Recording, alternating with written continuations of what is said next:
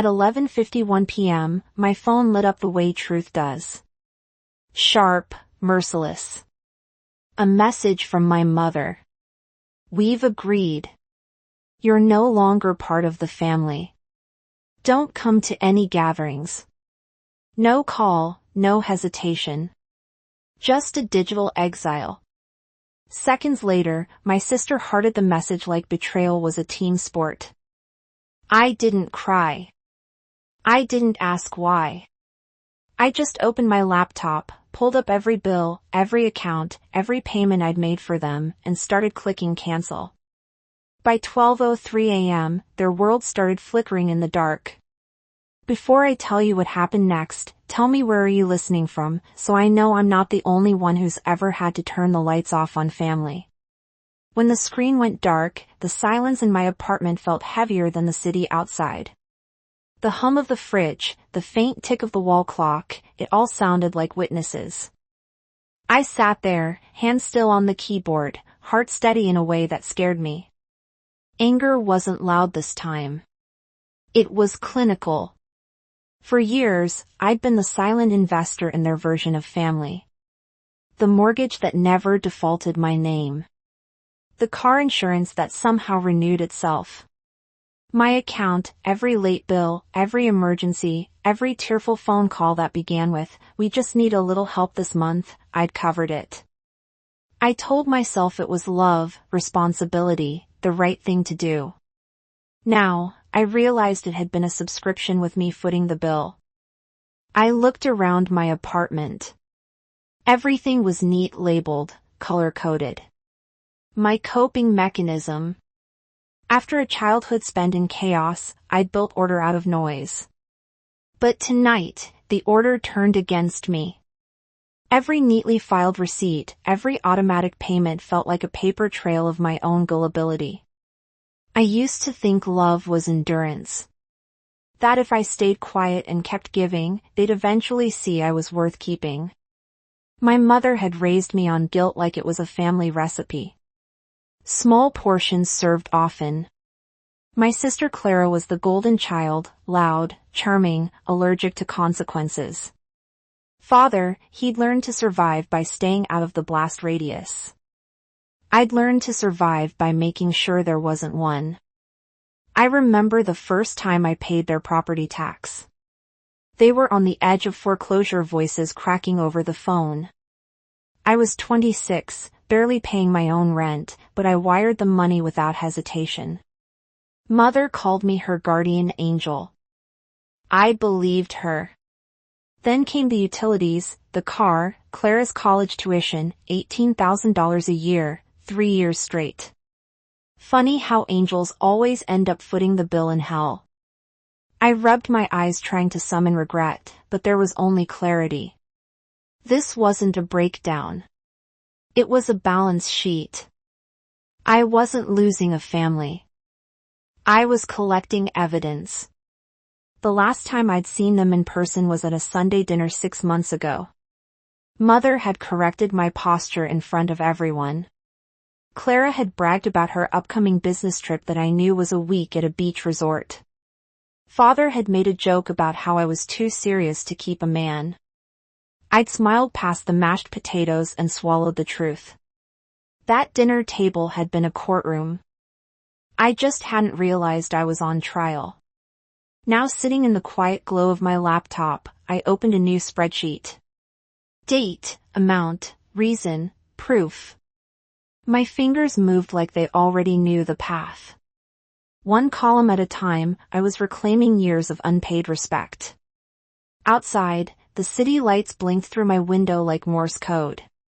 Somewhere out there, my family was sleeping soundly, believing I'd finally accepted my exile. They had no idea I was just getting started. By morning, my phone was a museum of missed calls. Father, Mother, Clara, each name glowing like a relic of something that used to matter. I didn't answer a single one. The silence between us had weight now. It was proof. The first message that came through wasn't even from my mother. It was from Clara. "You're overreacting. Mother didn't mean it that way. Can we just talk? Talk. As if the word hadn't been poisoned years ago. I read it once then again and realized there wasn't a single apology in it, just control wrapped in concern. I deleted it and went back to my spreadsheet. Each line I filled was a memory turned into math. The exact day I'd covered Clara's tuition, the overdraft fees from when father borrowed my card for gas, the month I'd skipped my own rent to pay their property taxes. Every dollar was a story, and every story ended the same way, with me cleaning up their chaos. At 9:00 a.m., Mother finally sent an email. No greeting, no apology, just, we need to talk about what you've done. You've created a mess. Call us immediately. Not a word about what she'd said the night before. No mention of the exile, just a demand to resume my role. Fixer, buffer, peacekeeper. For the first time, I saw it clearly. The family I thought I was saving had never wanted saving. They wanted a secretary. I typed back, I'm busy reconciling accounts. You should do the same. Then hit send. The phone rang instantly. I let it buzz until it stopped. By noon, the panic started spreading. A text from father. Can you please explain what's going on with the utilities? Your mother's losing it. Another from Clara. Why are you doing this? You're ruining everything. Ruining everything. As if my silence was the crime, not their betrayal. I opened my banking app, scrolled through years of transactions, and felt something shift. The guilt that had been tattooed into my bones began to fade. It wasn't anger now. It was precision. Cold, deliberate, focused. By 3:00 p.m., they tried every tactic, anger, pleading, nostalgia. Mother even posted a vague Facebook update. Some people forget who raised them once they start making money. Pride comes before destruction. It got 36 likes, mostly from relatives who hadn't spoken to me in years. I didn't respond, but I saved a screenshot.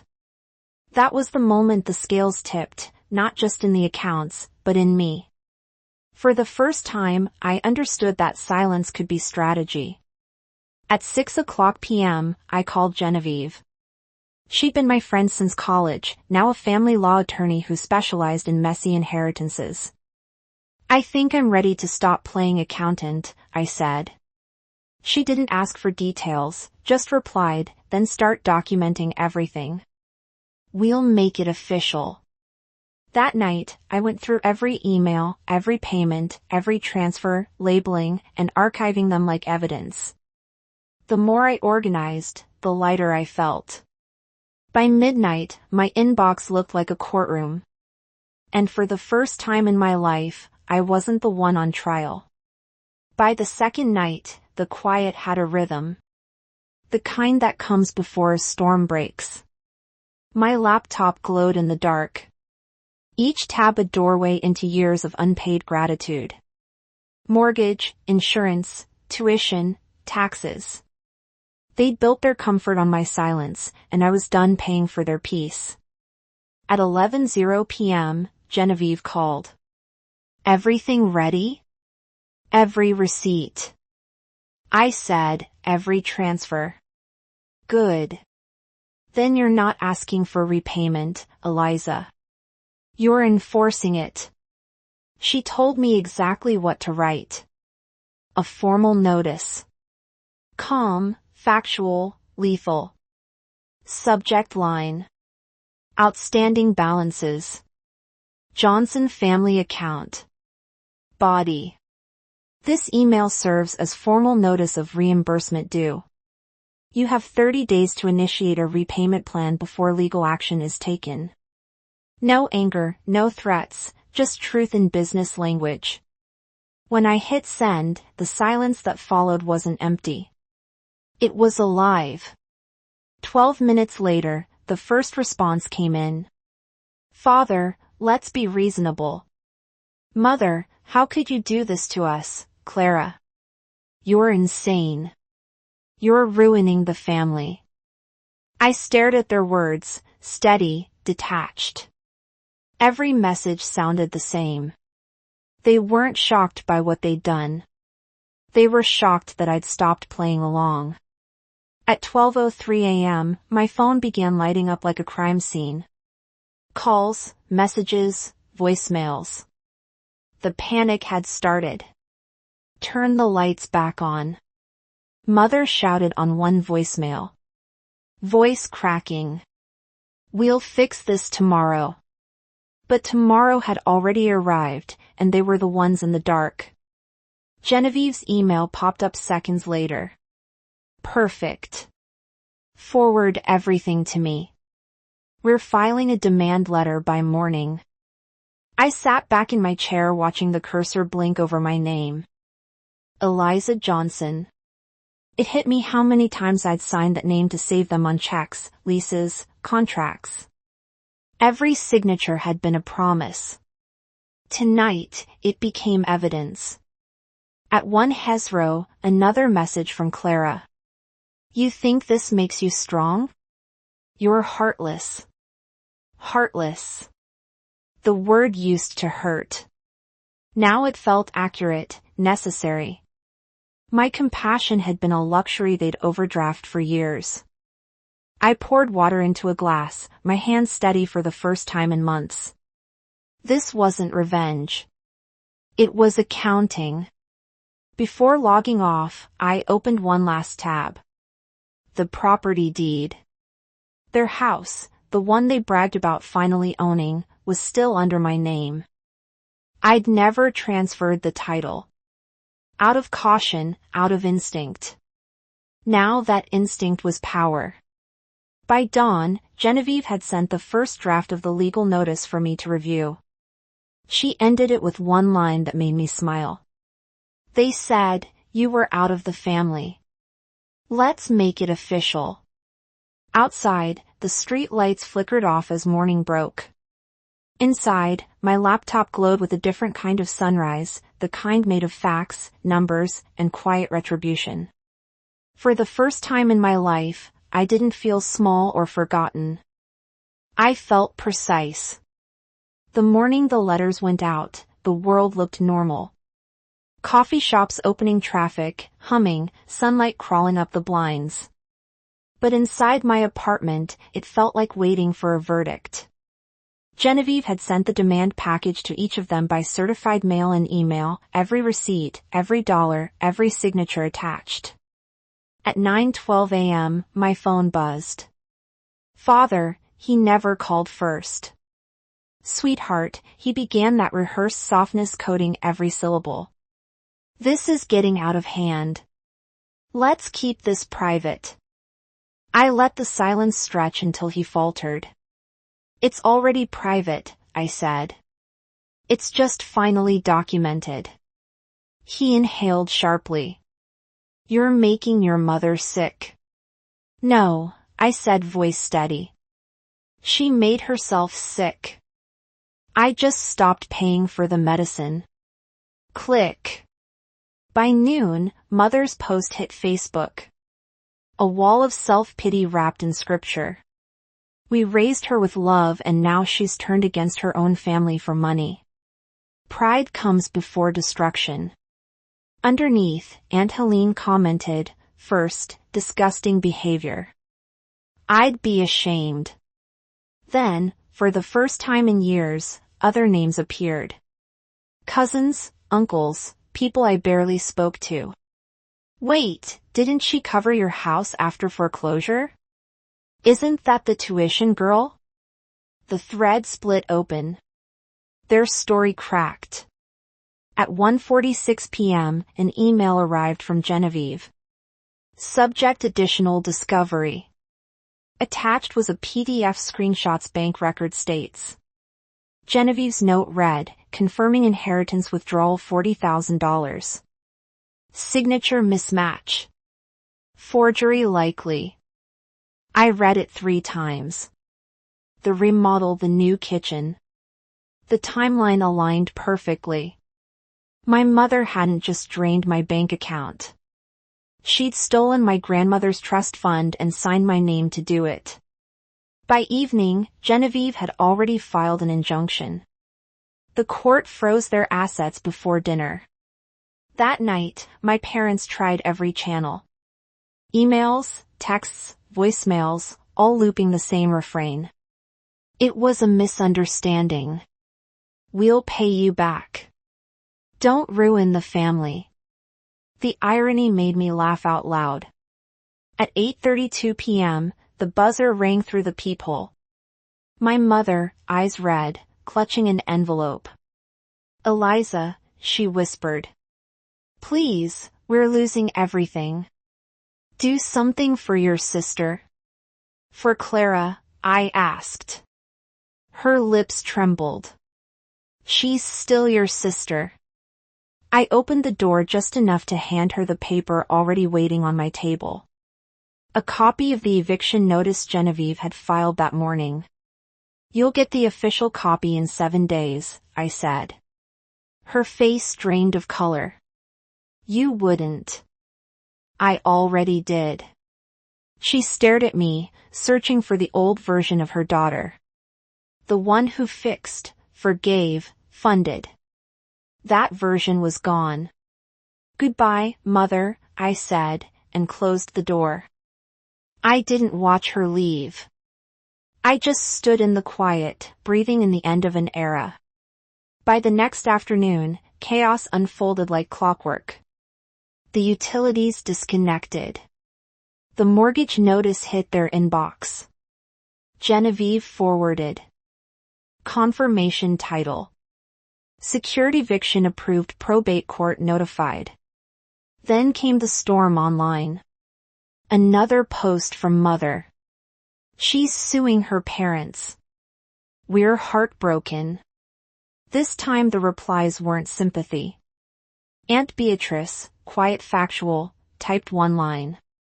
"You mean the mistake where you forged her signature?" The thread went dead. Hours later, my phone buzzed again. Unknown number. New York area code.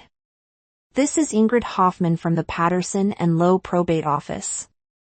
The voice said, "We're handling your late grandmother's estate. We found discrepancies in the beneficiary list." I gripped the counter. "Discrepancies?" "Yes, Miss Johnson. It appears your name was crossed out and replaced. The signature doesn't match. The remodel, the marble counters, every puzzle piece slid into place." "Thank you," I said. "Please send everything to my attorney." By midnight, Genevieve confirmed the filing inheritance fraud. Another freeze, another layer of truth. In the following days, the story spread quietly through the family. One by one, relatives reached out, cousins I hadn't heard from in years. They borrowed from us, too. They never paid anyone back. "You're not crazy, Eliza." Every message was a small rescue boat in a flood I'd been drowning in for years. When the official court notice arrived, Genevieve called. "They'll try to contact you again," she warned. "Don't engage even if they apologize." She paused, "especially if they apologize." The next morning, my inbox exploded again. Mother's new tactic was remorse. "We forgive you. Please forgive us." Forgiveness as leverage. The oldest trick. I forwarded the email to Genevieve and archived the thread. By the end of the week, the house was no longer theirs. The deed still under my name sold within days. Genevieve wired the proceeds to my account. Watching the confirmation line appear felt nothing like revenge. It felt like balance. Clara tried once more, a final text. "You won." I typed back, "No one wins when family becomes dead." Then muted her number for good.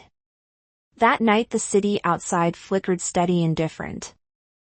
I sat by the window, the same one that had once reflected every sleepless night I spent saving them.